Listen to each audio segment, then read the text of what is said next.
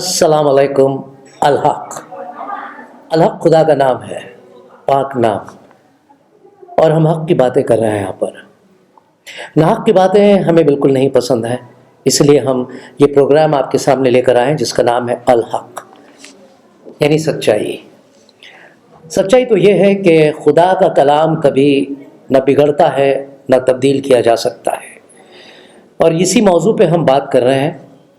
और इस वक्त हम किताब मुक़द्दस और कुरान मजीद दोनों का मुताला कर रहे हैं, कुछ ख़ास आयात को लेकर वहाँ से, ये बताने के लिए कि जिस तरह से बहुत से मुसलमान भाई बहन बार बार ये कहते आए हैं कि किताब मुक़द्दस यानी होली बाइबल को बदल दिया गया है, तो हम ये साबित कर रहे हैं कि ऐसी कोई बात नहीं हुई है। ना तो किताब यानी ना तो कुरान मजीद ऐसी कोई बात कहता है, ये लोगों की कहीं सुनी बात है। तो हम देखते हैं कुछ ऐसे आयात को जिनसे ये बात तस्दीक हो जाती है, साबित हो जाती है कि किताब मुक़द्दस जो है उसकी पैरवी कुरान शरीफ कर रहा है। तो जनाब, मैं चाहूँगा कि आप एक ऐसी कोई आयत कुरान मजीद से निकालें जी, जिसमें खुदा ने बने इसराइल के ताल्लुक़ से कोई बात की है। जिस तरह से किताब मुक़द्दस में लिखा है कि फ़िरौन के वक्त बनी इसराइल पे बहुत सारे जुल्म किए गए थे, सितम किए गए थे। क्या कुरान शरीफ भी इसके बारे में कोई बात करती है? देखिए, कुरान शरीफ में ज़्यादातर पेशिनगोई वही हैं जो बाइबिल में किताब मुक़द्दस में दी गई हैं। पेशिनगोइयाँ क्या, बल्कि जो पेशिनगोइयाँ हुई हैं उसकी तस्दीक जी। और यहाँ भी ये तस्दीक है हमारे सामने। मैं सूरतुल बकर और उसकी 49 आयत पढ़ रहा हूँ, 49 जी। और हमारे यहाँ अल्लाह ताला फरमा रहे हैं जी जी, और हमारे उन एहसानात को याद करो जब हमने तुमको कौम फिरौन से मुखलसी बख्शी जी, और लोग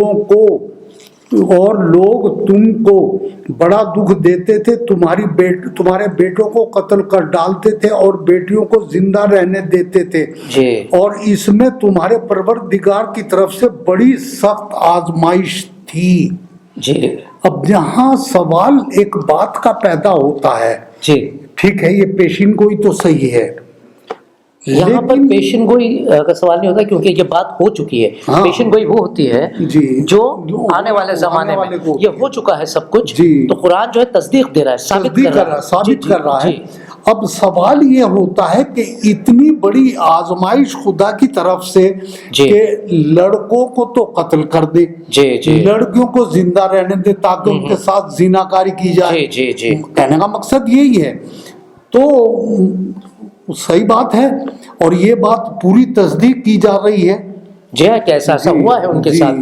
तो ये इसके हवाले जात जो है किताब मुक़द्दस में मैं पढ़ के सुनाऊंगा और आप हैरान हो जाएंगे। कुछ बातें जो मैं सामने पेश करूंगा, ख़ास तौर से जो हमारे नाजरीन हैं, मुसलमान भाई बहन हैं, बल्कि मसीही लोग भी जो है देख रहे हैं इस प्रोग्राम को, आप ताज्जुब करेंगे कि किस तरह से खुदा जो है काम करता है। किताब मुक़द्दस की खुरूज में हम देखते हैं, खुरूज का पहला बाब मैं 7वीं आयत से पढ़ने जा रहा हूँ और 7वीं आयत से। और इज़राइल की औलाद बरोमद और कसीरुद्दाद और फिरावन और नहायत ज़ोरावर हो गई और वो मुल्क उनसे भर गया।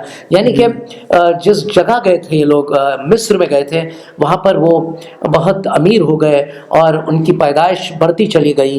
तब मिस्र में एक नया बादशाह हुआ जो यूसुफ को नहीं जानता था, और उसने अपनी कौम के लोगों से कहा, देखो इजराइली हमसे ज़्यादा और कवी हो गए हैं, सो आओ हम उनके साथ हिकमत से पेश आएँ, ता न हो कि जब वो और ज़्यादा हो जाए और उस वक्त जंग छिड़ जाए तो वो हमारे दुश्मनों से मिलकर हमसे लड़ें और मुल्क से निकल जाए।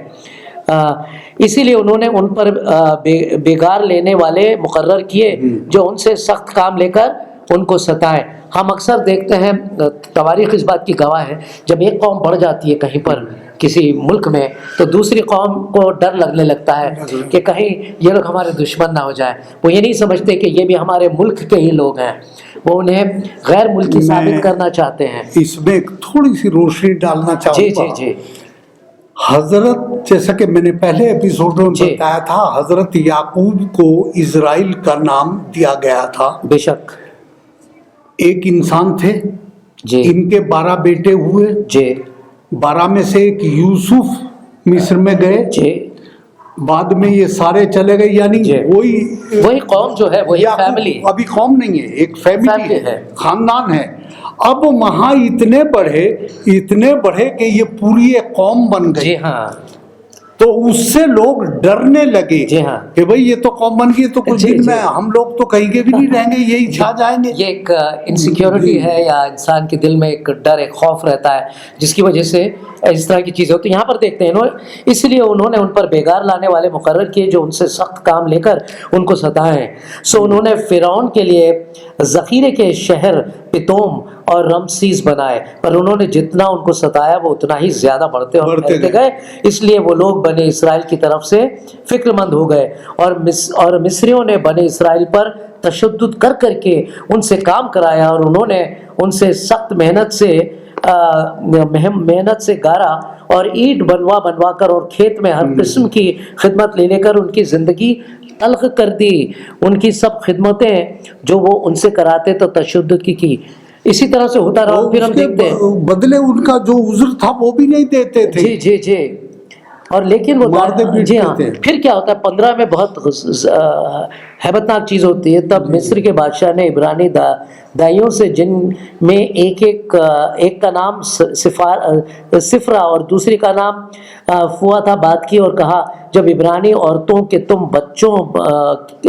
تم بچے جناؤ اور ان کی پتھر کی بیٹھکوں پر بیٹھی دیکھو، تو اگر بیٹا ہو تو اسے مار ڈالنا، اور اگر بیٹی ہو تو وہ جیتی رہے۔ تو اس طرح سے انہوں نے تشدد کیا اور ماننا شروع کیا۔ لیکن یہاں پر ایک بات ہے کہ خدا نے فرمایا تھا قرآن میں کہ یہ ایک امتحان کا تصدیق دے رہا ہے خدا اس گواہی کی جو بائبل میں تھی۔ اب دیکھیے لنک میں آپ کو لے کے چلتا ہوں، یہ تو ہے خروج کی کتاب جو دوسری کتاب ہے، اس سے پہلے والی کتاب تھی پیدائش کی کتاب، اور وہاں پر حضرت ابراہیم بھی تھے۔ جی ابراہیم تھے، جی ہاں۔ تو اب جو حضرت ابراہیم تھے ان کے پوتے تھے کون؟ یعقوب۔ ان کے بیٹے کون تھے؟ اسحاق۔ جی ہاں، اور ان کے بیٹے کون؟ اسحاق کے بعد یعقوب، یعقوب کے بعد یوسف، یعنی کہ جو ان کے پوتے تھے کن کے؟ حضرت ابراہیم کے۔ ان کے تعلق سے خدا کیا فرماتا ہے اپنی اولاد کے آنے والی نسل کے؟ خدا نے فرمایا تھا، ہم دیکھتے ہیں پیدائش کی کتاب کیا 15واں باب، دیکھیے آپ، بہت زبردست بات یہاں پر ہے، 12 سے 15۔ یہاں پر حضرت ابراہیم جو ہے عبادت کرتے ہیں، اور وہاں پر وہ خدا کا انتظار کر رہے ہیں، اور خدا جو ہے کیا کرتا ہے ان کے ساتھ؟ سورج ڈوبتے وقت ابرام، تب ان کا نام ابراہیم نہیں تھا، ان کا نام تھا ابرام۔ ابرام پر گہری نیند غالب ہوئی، اور دیکھو ایک بڑی ہولناک تاریکی اس پر چھا گئی۔ وہاں پر ایک تاریکی ہو گئی، اور وہ ایک بہت زبردست نیند ان پہ طاری ہو گئی، اور اس نے ابراہیم سے کہا، کس نے؟ خدا پاک نے کہا، یقین جان کہ تیری نسل کے لوگ ایسے ملک میں جو ان کی نہیں پردیسی ہوں گے، اور وہاں کے لوگوں کی غلامی کریں گے، اور وہ 400 برس تک ان کو دکھ دیں گے، لیکن میں اس قوم کی عدالت کروں گا جس کی وہ غلامی کریں گے، اور بعد میں وہ بڑی دولت لے کر وہاں سے نکل آئیں گے۔ یعنی خدا نے حضرت ابراہیم کو پہلے سے آگاہ کر دیا تھا۔ کتاب مقدس کے بارے میں ایک بات بتا دینا چاہتا ہوں کہ یہ کتاب جو ہے یہ نبوتوں کی کتاب ہے۔ جی ہاں، شروع سے لے کے آخر تک آپ دیکھیں گے تو نبوتوں پہ نبوتیں چلی آئی ہیں، اور وہ ساری نبوتیں پوری ہوتی گئی ہیں۔ تو ہم یہ بات کرنا چاہتے ہیں کہ کوئی انسان اگر کتاب مقدس کے ساتھ چھیڑخانی کرتا یا اس کتاب کو لکھتا تو وہ نبوت ایسی نہیں کر سکتا جو کہ آنے والے زمانے میں پوری ہو گئی۔ یہ وقت پر جیسا جیسا خدا پاک فرماتا آیا ویسا ہوتا گیا ہے۔ اس لیے میں یہ کہنا چاہتا ہوں کہ کتاب مقدس کے ساتھ کسی قسم کی چھیڑخانی نہیں ہوئی ہے، اور جس بات کی تصدیق صرف آپ نے پڑھا اور پڑھ کے سنایا ہے کہ قرآن مجید بھی یہی بات ظاہر کرتا ہے۔ اب دیکھیے میں ایک چیز بتا دوں، آج کا ماحول دیکھ لیجئے۔ جی، کتاب مقدس متی رسول کی انجیل شریف میں، اور اس کا 24 اور 25 باب میں جتنی پیشین گوئی کی گئی ہیں، مکاشفہ کی کتاب اور اس کا 6 باب اور اس کی 8 آیات میں ایک بہت بڑی وبا کا ذکر ہے، وہ آج پوری ہو رہی ہے۔ یہ کرونا وائرس جو پھیل رہا ہے وہ پورا ہو رہا ہے۔ تو کلام بائبل جو ہے کتاب مقدس نبوتوں سے بھری ہوئی ہے، اور آج ہم ان سب نبوتوں کو پورا ہوتے سامنے دیکھ رہے ہیں ہمارے. جی ہاں، جیسے آپ نے بہت وجہ فرمایا وہ کرونا وائرس کے بارے میں. دیکھیے یہ تو ایک شروعات ہے، یہ ایک شروعات ہے، کیونکہ خود آج پہلے یہ چیزیں ہوئی ہیں، لیکن وہ وبائیں جو تھیں وہ کسی ایک جگہ پر ہی محدود رہتی تھی. جیسے لندن میں وہ پلیگ ہوا تھا، اس کے بعد اسپین میں ہوا تھا کچھ، تو وہ اسی جگہ تک محدود تھی. لیکن آج یہ سارے دیشوں کی باؤنڈری کراس کر کے آ رہی ہے. نہیں، ہمارے ملک میں بہت سی وبائیں ہوئی، پلیگ پھیل گیا، دوسری اور بیماری آ گئی، ڈائریا آ گیا. تو اس طریقے سے یہ وبائیں تو آتی رہی ہیں، لیکن یہ وبا ایسی ہے جو پوری وہ ایک ملک میں محدود تھی، یہ پوری دنیا میں پھیل رہی ہے. اور آج دیکھیے خدا نے ہمیں اتنے چیزیں دی ہیں، جیسے ٹیلی ویژن ہے اور یہ جو انٹرنیٹ ہے، اس کے ذریعے ہم بیٹھے بیٹھے سب کچھ جان جاتے ہیں کہاں پر کیا ہو رہا ہے. تو یہ ہمارے لیے ایک مناظر ایسا ہے کہ ہمیں ایمان لانا چاہیے کتاب. بالکل صحیح ہے. ٹیلی ویژن نے دنیا کو ایک گلوبل ولیج بنا دیا. بالکل. ایک چھوٹا سا گاؤں، جیسے گاؤں میں ایک محلے میں خبر کوئی بات ہوئی، دوسرے گھر میں پتہ لگ جاتا. ایسے ہی آج دنیا گھر کی باتیں کسی ملک میں بات ہو ہمیں پتہ لگ جاتا. جی ہاں.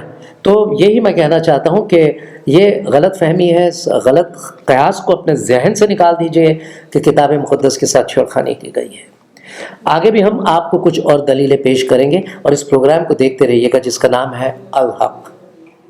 پھر ملاقات ہوگی. خدا حافظ. خدا حافظ.